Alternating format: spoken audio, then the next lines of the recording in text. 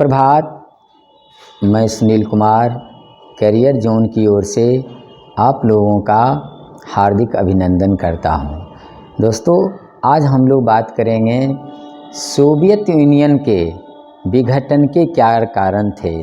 जिस सोवियत संघ को समाजवादी व्यवस्था के आधार पर गठन किया गया था, वो सोवियत संघ किस रूप में विघटन के कगार पर चला गया। हम लोग उन्हीं बातों पर चर्चा करेंगे जो परीक्षा के दृष्टिकोण से महत्व रखते हैं। आप सब जानते हैं कि 1917 में रूस की क्रांति हुई थी। वह क्रांति क्या थी? सोवियत संघ में वहाँ के शासक को, राजा को जार कहा जाता था और जार का शासन निरंकुश था। निरंकुश इतने थे कि जनता को कष्टदायी स्थिति में बना के रखे थे, जिसके चलते आंदोलन वहाँ प्रारंभ हुआ था। और रूसी आंदोलन के बाद सोवियत यूनियन का गठन किया गया था और सोवियत यूनियन का गठन 30 दिसंबर 1922 को विधिवत कर दिया गया। 30 दिसंबर 1922 को व्लादिमीर लेनिन के नेतृत्व में गठन किया गया था। और जब गठन किया गया था तो समाजवादी अर्थव्यवस्था को स्वीकार किया गया था। फिर भी यह अर्थव्यवस्था में क्या कमी आई जिसके चलते सोवियत यूनियन का विघटन हो गया, और आज हम लोग संक्षिप्त रूप से उसके कारण को जानेंगे। फिर तत्कालिक कारण क्या थे उसके बारे में जानेंगे। और जब रूस में सोवियत संघ का विघटन हुआ तो कुल कितने देश बने, उनमें से मध्य एशिया और एशिया के या यूरोप के कौन कौन से देश थे, उनके बारे में हम जानेंगे। सबसे पहले तो जानें सोवियत संघ के विघटन के क्या कारण थे। जिस वक्त विघटन हुआ था उस समय तत्कालीन राष्ट्रपति मिखाइल गोर्बाचेव था। गोर्बाचेव देश का कमान राष्ट्रपति के रूप में 1985 में स्वीकार किया था। और रूस एक ऐसी सामाजिक व्यवस्था बनाया था जहां समाज के सभी वर्गों को समान रूप से महत्व दिया जाए, उनका योगदान दिया जाए। लेकिन इसकी उपेक्षा ही रूस के बिखराव का कारण बना। सबसे पहला कारण था रूस के विघटन का कि समाज के निर्माण में सर्वहारा वर्ग का योगदान की कमी।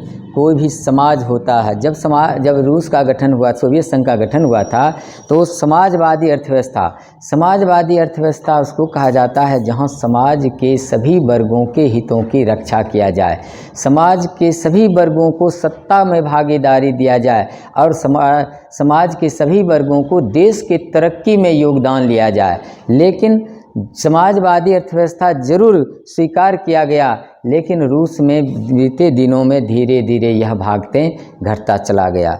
रूस के सोवियत संघ के जो शीर्ष पदों पर थे वह कुलीन वर्ग के ही लोग थे।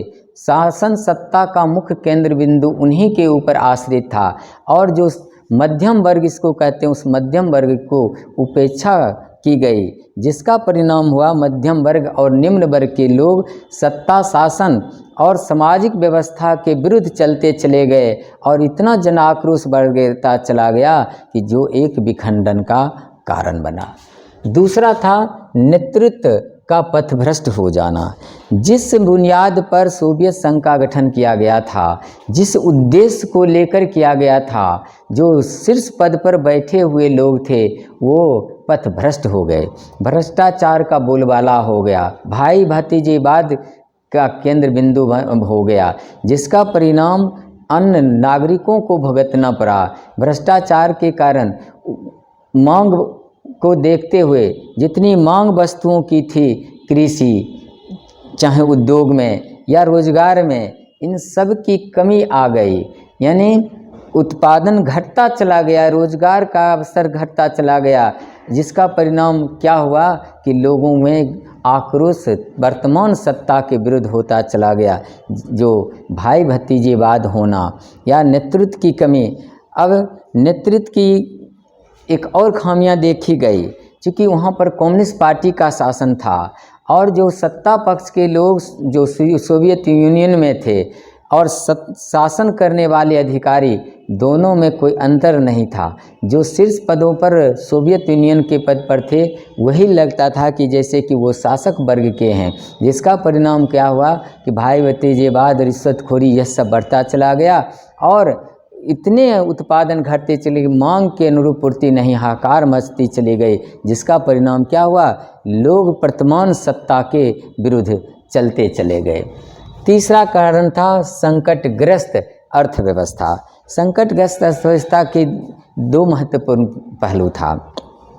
सबसे पहला था कि जब द्वितीय विश्व युद्ध हुई थी तो द्वितीय विश्व युद्ध के बाद सबसे ताकतवर देश रूस उभरा, और रूस ताकतवर तो जरूर उभरा और विश्व के ताकत को में अपने को स्थापित करने के लिए विज्ञान टेक्नोलॉजी पर आशातीत खर्च कर दिया, और जो अन्य विकास मद हो, अर्थव्यवस्था के पुनर्निर्माण के संबंध में हो, उसमें खर्च कम की गई।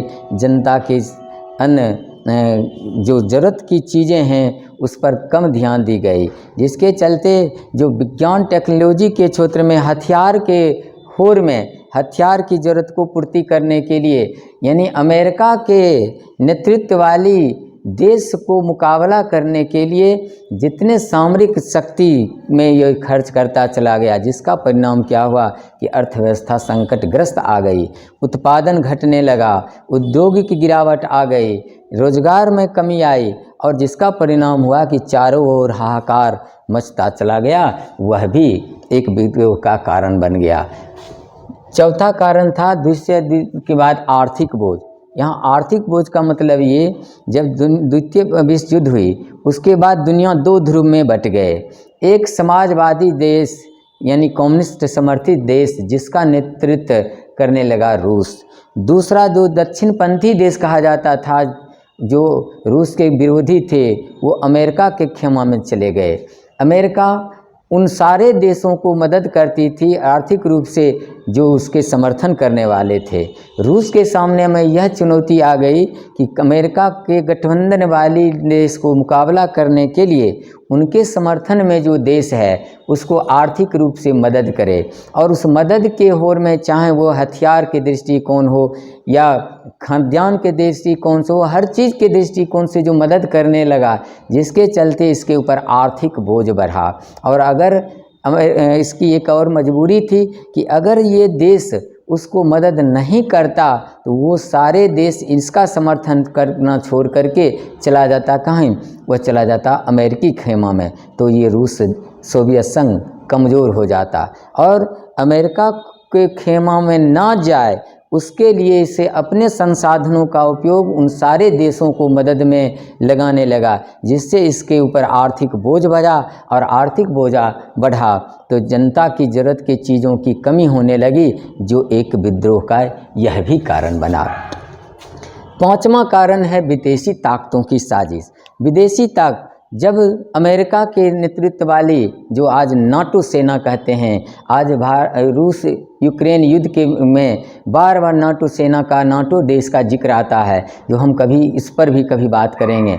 अभी हम ये जानें कि ये नाटो से मुकाबला कर जब नाटो देश सोवियत संघ से मुकाबला नहीं कर पाया तो चूँकि पहले से ही जो देश में हाहाकार मची हुई थी, जो देश में ज़्यादा विरोध हो रहा था सोवियत यूनियन के विरुद्ध, उसको अमेरिका जैसे देश, नाटो देश उसको उस्काने लगा और उनको गुमराह करने लगा कि तुम्हारा कल्याण उस सोवियत यूनियन के साथ नहीं रह गया।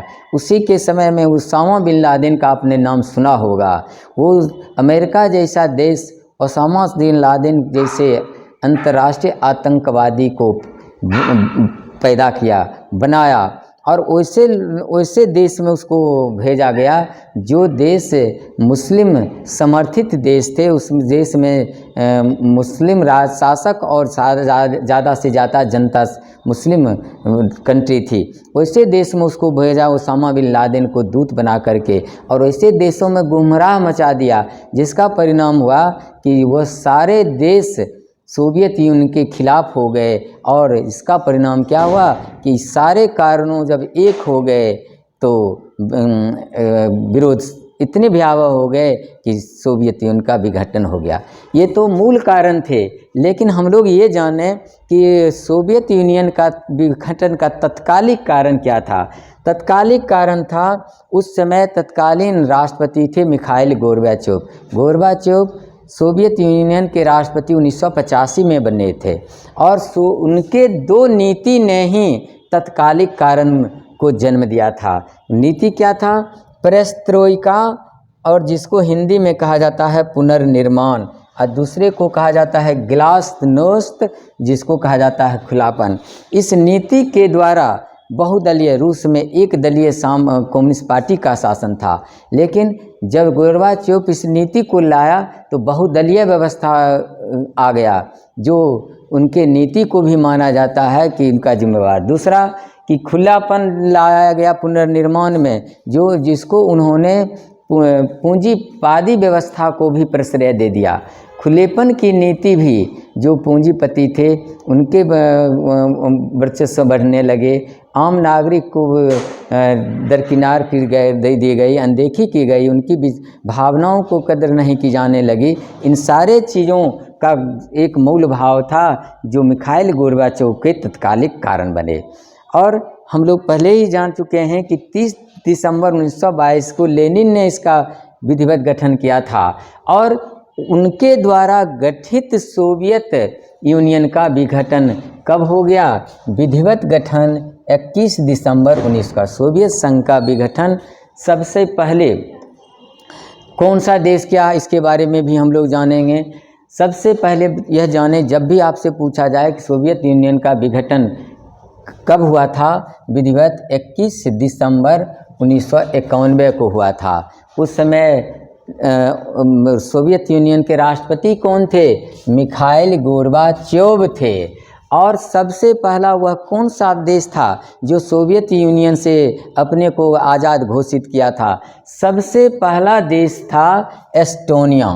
ठीक, सोवियत यूनियन से अलग होने की घोषणा करने वाला सबसे पहला देश था एस्टोनिया, जो 22 अगस्त 1991 को स्वतंत्रता की घोषणा कर दिया। दूसरा देश था यूक्रेन, जो अभी यूक्रेन रूस के बीच में युद्ध हो रहा है, जो 25 अगस्त 1991 को आज़ाद होने की घोषणा कर दिया, यानी सोवियत यूनियन से अलग होने की। और तीसरा देश था कजाकिस्तान, जो 30 अगस्त 1991 को। अब हम लोग ये जानेंगे कि ये 10 जब आज़ाद की घोषणा कर दिया तो ये कितने श्रेणी में बट गए, इनमें से कौन सा देश है मध्य एशिया का और कौन सा यूरोप का है। अब हम लोग इसके बारे में चर्चा करेंगे। सोवियत यूनियन का जब विभाजन हुआ था तो कुल 15 देश बने। ठीक है, विभाजन के बाद कुल 15 देश बने और वो देश 2 श्रेणियों में बट गया, और एक श्रेणी को कहा जाता है बाल्टिक राज।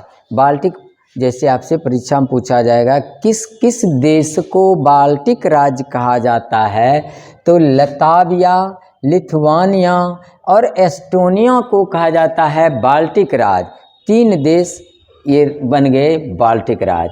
और दूसरे भाग में 12 देश आए स्वतंत्र राज्यों का राष्ट्रकुल, जिसको CIS कहा गया, कॉमनवेल्थ ऑफ इंडिपेंडेंट स्टेट, इसका फुल फॉर्म हुआ CIA देश।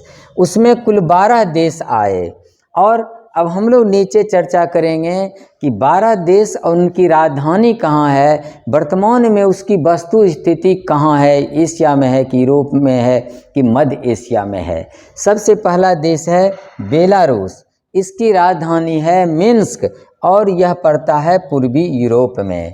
दूसरा है देश मोल्डोवा, जिसकी राजधानी है किशिनेव और यह पड़ता है उत्तरी पूर्वी यूरोप में पड़ता है। तीसरा देश है जॉर्जिया, जो इसकी राजधानी है तिबिलिसी और यह पड़ता है पूर्वी यूरोप में। चौथा है तुर्कमेनिस्तान, इसकी राजधानी है अश्खावत और ये पड़ता है मध्य एशिया। और पांचवा है ताजिकिस्तान, इसकी राजधानी है दुशान्बे, ये पड़ता है मध्य एशिया में। छठा राज्य है कजाकिस्तान, जो इसकी राजधानी है वर्तमान में नूर सुल्तान हो गया है और यह पड़ता है मध्य एशिया में। सातवां राज्य है यूक्रेन, इसकी राजधानी है कीव, जो अभी आप लोग सब चर्चा में इसके बारे में सुनते होंगे, और ये पड़ता है यूरोप में। और आठवां देश है आर्मेनिया, यानी CIS के 8वें देश हैं आर्मेनिया, येरेवान इसकी राजधानी है, वो एशिया में पड़ता है। अजरबैजान, इसकी राजधानी है बाकू, और ये है एशिया में। 10वां देश है उज्बेकिस्तान, इसकी राजधानी है ताशकंद में, यह है मध्य एशिया में। याद कीजिए ताशकंद समझौता जो हमारे लाल बहादुर शास्त्री ने करने के लिए यहीं गया था, और वहीं पर उनकी हार्ट अटैक के कारण मृत्यु हो गई थी। 11वां है किर्गिस्तान, इसकी राजधानी है बिश्केक, जो मध्य एशिया में। रूस, इसकी राजधानी है मॉस्को, लेकिन ये एशिया तक फैला हुआ, यूरोप से लेकर एशिया तक। हमें ये ध्यान रखना है कि इस 12 देश में कौन कौन देश हैं जो यूरोप में, कौन कौन देश हैं जो मध्य एशिया में आते हैं, और कौन है एशिया, और कौन सा देश है एशिया और यूरोप में आते हैं। लेकिन एक और बात जानें कि कौन कौन ऐसा देश है जिसको काकेशस राज्य भी कहा जाता है। तो जॉर्जिया, आर्मेनिया तथा अजरबैजान को काकेशस राज्य भी कहा जाता है। जिस वक्त रूस का विभाजन हुआ था सोवियत यूनियन का, तो कुल कितने देश बने? 15 देश बने। उस 15 देश में 3 देश हो गए बाल्टिक राज्य, और 12 देश हो गए CIS के 10। दोस्तों आज हम लोग बात किए सोवियत यूनियन के विभाजन कैसे हुआ, विभाजन के बाद कौन कौन से देश बने उसके बारे में पढ़े। अब आज का क्लास यहीं समाप्त होता है। आप बहुत बहुत धन्यवाद। फिर हम लोग किसी दूसरे विषय को लेकर के दूसरे क्लास में उपस्थित होंगे। तब तक के लिए बहुत बहुत धन्यवाद।